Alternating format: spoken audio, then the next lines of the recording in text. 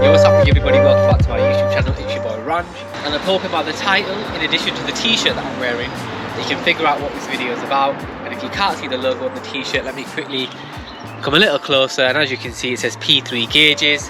So I looked on YouTube to establish whether there were any P3 gauges fitted to Audi S3s, and there are. However, none of those S3s are UK based S3s, and the reason I mention that in particular is because it was a little bit confusing, and that's because on US cars the fuse box is behind the driver's side panel, but on UK cars you'll find it on the left hand side. So if you refer back to my dashcam video, you'll know that I hardwired my dashcam, and obviously the fuse box was behind the glove box on the left hand side.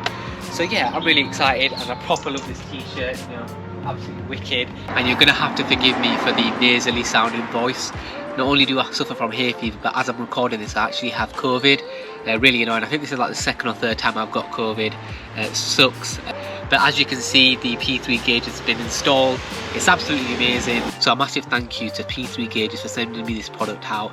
I did pay for the product, however they did apply a hefty discount in return for me to create a video showing the product and showcasing its features, in addition to showing you how easy it is to install to an Audi S3 AV, and quite similar, I can only imagine, to any other car too. So that's exactly what this video is going to be. It's going to be me showing you the product, what I got in the box, me showing you how to install it, and then going through the features and telling you why it's quite cool to have a P3 gauge. So I believe essentially what we're going to be removing is this bit here, and I think to do that, if you see the back of this, hopefully you can see, and I'm not sure if you're going to be able to, but you see there's a little thing there, but essentially you need to pinch them two bits together and then push out, and then this should pop out.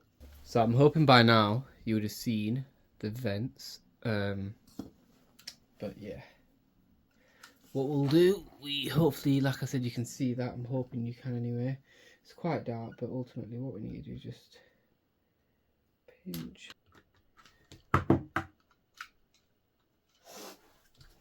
Voila, all done. So when I was referring to those things inside, I was actually referring to these two little bits here, and obviously from the other side what you need to do is just basically pinch together, and obviously it'll pop out, and obviously you can see it's been held in by these two little bits there. So moving on to the next step, which is the unboxing. I've just taken this out. Now obviously the t-shirt did come with this, come in this package from P3 Gauge, but obviously I just took that out first, just because I was quite excited really.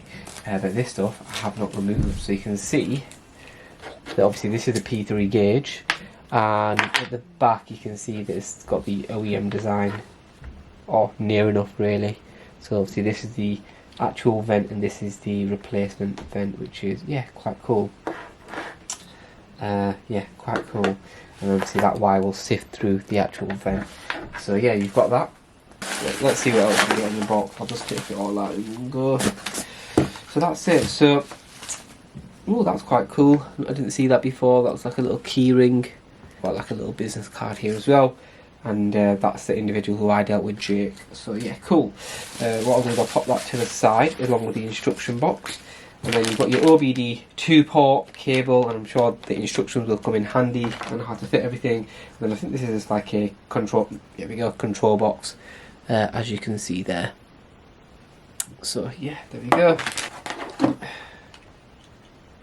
And I suppose there's no way in particular to sift it, so I'm assuming there, that should suffice.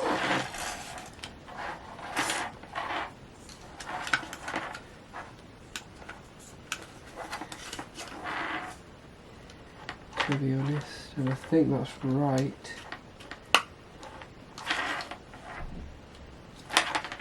Yeah. Cool, so that's it. P3 gauge is in. And I suppose the very final step is I can pop this back into place. So let's quickly do that whilst we have it here.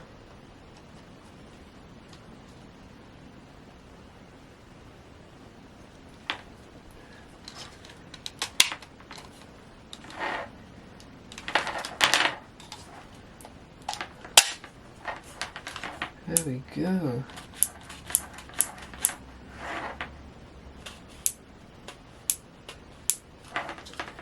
Nice. That looks wicked, doesn't it? You can see the vents Opening and closing. Cool. So P3 gauge is all done. So now it's actually just taking it out to the car and installing it. And let me just quickly do a zoom in. I think that looks wicked, especially with the black and the red. Yeah, man. Now, but yeah, let's go ahead and start installing it to the actual car. Get the fuse box let's get the fuse box exposed, and yeah, see you in a sec. Behind here, and because the OBD port's there. Oh, and also what I'll have to do is, so for anybody who doesn't know where that OBD port is, literally here, and what I'm going to do is take this out. So this is a AUDI data plug, but to be fair, it doesn't really provide much useful data, especially when you compare it to the data that's going to be available now with the P3 gauge. So let's just put that there. Let's get this pry tool. So I don't know if you can see, but there's like a little hole there. There's like a little gap. Get your plastic pry tool and just pop that out there. So start there and just work your way up. Because like an idiot, I used a metal one first because my plastic one wasn't working, and I scratched the leatherette, which is dead annoying. And I don't want any of you guys to do that, so don't. Let's just. I think I should be able to just kind of like. There we go. Yeah. But essentially, through there, you can get to the bottom. So this leads to down there, so I'm assuming the wire is going to go down there somewhere. When you get your P3 gauge and you want to configure it, the first thing you need to do, and because the buttons are so close together, you can just kind of hold them down together. Press them both, hold them both down, and it'll come up with the word config, or I think it's CONFG. As an abbreviation, and then the right button is to kind of like cycle through the different settings, and the left button is to basically change what setting you're on. So right now we're on DTC, which stands for Diagnostic Trouble Codes, and to read the codes you would just tap the left button. To clear the codes you would hold down the left button, and when you do that it will also exit the configuration menu when it's basically cleared those codes for you. We're all good there for now. Let's go into the next one, which is boost setting. Now, mine's been automatically preset to C, and I don't want to change that. I really don't. So yeah, let's go to the next one. So this is analog input. So there was a couple of wires that you got with your P3 gauge, and they were for like optional kind of like sensors that you would have, like a boost sensor or like an analog input. I don't have them, so we're going to skip past them ones. Next one is analog input 2, which was a blue wire. I don't think I connected that.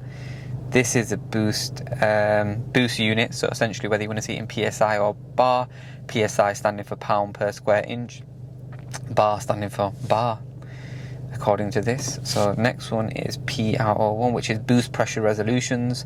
I'm not really too sure what this really means, but it says this setting will show it in 1/10 increments, and then you've got another setting which is PR.0, which is a whole number increment rounded down. I'm going to leave it as that if they've suggested that. Next is shift light. This is really interesting. I did configure this. This was set to 8,000, which is basically, as you can see, you can't, my steering wheel's in the way, but my speedo, the revs go up to 8,000. My rev limit has been removed, so this will rev down to the whole 8,000. And what I was trying to say earlier was, because I've not got a rev limit now, when I'm in full manual mode, it doesn't shift. I'm in full control, so if it doesn't shift, it doesn't shift. And when I was driving it, it was really tough when I put it in full manual mode, because I think I'm not changing the gears fast enough. I'm not sure if that's just me being odd, but yeah, I have changed that to 6,500, so it'll flash apparently. We'll go test this as well. Hopefully it will flash, so we'll come back to that setting in a sec. And then we've got temperature units. I changed this from Fahrenheit to degrees, because obviously in England we read things in degrees Celsius. It was reading in degrees Fahrenheit, but in England we read things in degrees Celsius. So yeah, that's that. And then that's speed units. This is in so SPEY means miles per hour. So this is kind of, I think this was already set for me, preset, which is quite cool. And then you've got speed calibration. I've not changed this, but apparently it shows you the raw speed, and I think it's kind of pre-automated as well. I don't think you can actually change that. This one. So what in the video, what he was trying to say is, for example, if your ECU says you're going 50 miles per hour on your actual digital dash, or whether you've got like an analog dash, it might show you that you're going to, you might be going 55 miles per hour, which is interesting. So yeah, next one is DON, which is display dimmer. I've kind of left that on as it is. So this setting essentially means that the dimmer defaults to bright mode on startup, and I'm fine with that. I'm not really too bothered. This one's power control options. So this setting specifically, I'm not changing it because it means that the gauge turns on and off automatically based on battery voltage and engine RPM. That's fine with me. Don't need to change that. This one is OBT2 port, on whether you're allowing the this P3 gauge to communicate via the network through the OBT2 port. You can change it to analog, which basically means that you're turning it off ultimately, and I don't want to do that because just don't really see the point. This is car configuration mode, and this configures the P3 gauge to the kind of car you have. I've just left that as it is because I don't think I need to change that unless I'm told otherwise. I'll drop a comment if I am on my own video. Next one is low priority mode. So this is, I'm not really sure what this one is, to be fair, but it says, yeah, low priority mode. You've got two options: LPN, which is full refresh rate, and then LPY, which is refresh rate cut in half. I'm just going to leave that one.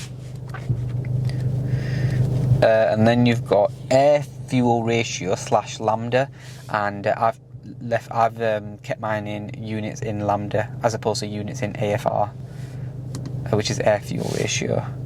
And then you've got calibrate analog boost sensor. I don't have an analog boost sensor, so we can skip past that. But this video is really useful that P3 Gauge have put up. It's called V3 config menu how to. So if you do obviously need to go through more of these settings, then you can do. The video is really helpful. Jake's done a really good job there. So yeah, we can move past. So this is the last setting, which is factory reset. Obviously, I'm not going to factory reset it because I've just configured it. So let's take it for a drive. I'll leave the camera on. Cool. So let's go through these together because I've just got it up now. So yeah, let's start with coolant temp. So coolant temp, unlike the needle on your dash, this will show you your exact coolant temp. Can be read in either Celsius or Fahrenheit. I've changed mine to Fahrenheit. So right now the coolant temperature is 92 degrees. I don't know if that's good or not. So yeah.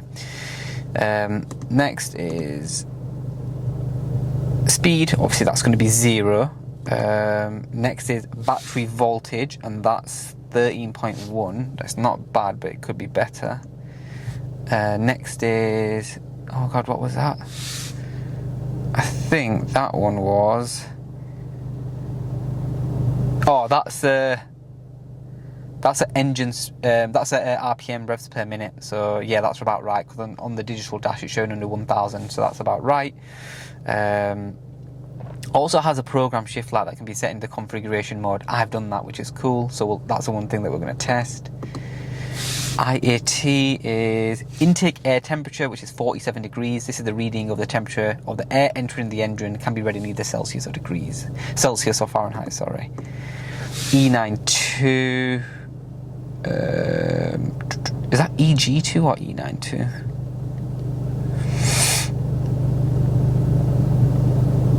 Sorry, I misread the G for a 9. So it's EGT, and that stands for exhaust gas temperatures, and right now it's 268 degrees Celsius. This is the temperature of the exhaust gas as it exits your engine. Cool. It's fucking hot, that. Okay, now what? And this is ignition timing. This shows the time at which the spark plug is fired in relation to the position of the piston. That's really interesting, measured in degrees before or after the top dead center. That's very interesting.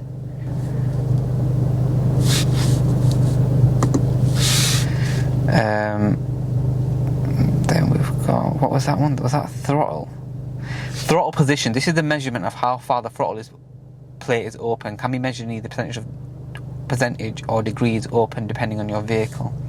And then you've got, what's this one? Air fuel ratio shows you how rich or lean your engine is running, measured in parts So I put mine in lambda, so I don't know what the heck that means. Anyway, on to the next one. Oh, 0 to 60. That says starts automatically as soon as the vehicle speed leaves 0. Stops automatically as soon as the vehicle speed reaches. This time will display unit measure in seconds. So this will work. So for example, yeah, okay, that's quite simple to be fair. Oh, there was boost one. That's the one we missed. Okay, boost. Boost / vacuum can be read from map sensor through OBD2 port or by add-on analog boost sensor. Can also be read by wiretapping T-map. Boost is shown in PSI and vacuum is shown in HG. Can also be configured to read boost vacuum in bar. That's in PSI and it's 0.3. That's going to be interesting as well. I want to test that, and I want to test the what's the thing? The shift light. So let's do them two now.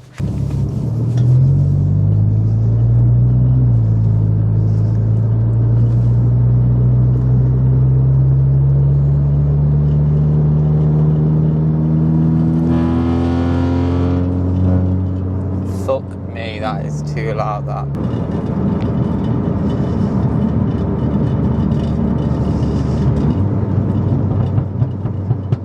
Jesus Christ. How do the pops and bangs have to be so loud? Watch this.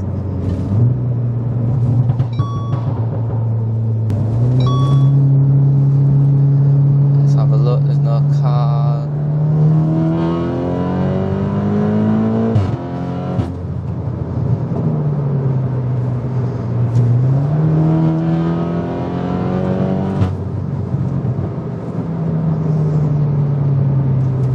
So it does flash, but it's not like an ambient flash, but it does certainly flash. So I thought it'd be really funny to do the outro at this angle where you can see the exhaust tips where they're non-existent, and that's basically because I have a new exhaust and it's currently fitted. You can't really tell what it is because the tips are not on. I did that purposefully. I thought I could put on the tips whenever I would. But I really do hope you enjoyed that video. I hope it was useful, and if you're looking to get a P3 gauge, please do get one because it's so insightful to have, irrespective of what car you have. And I think even if you're running a stock car, I think it's still really cool to have. And like I always say, if you're new to my channel, please do stick around, subscribe and hit that bell icon for future notification. And please do follow me on my social media platforms. And if you've been rocking with me for a minute now, I appreciate you massively. Until next time, take it easy. Peace.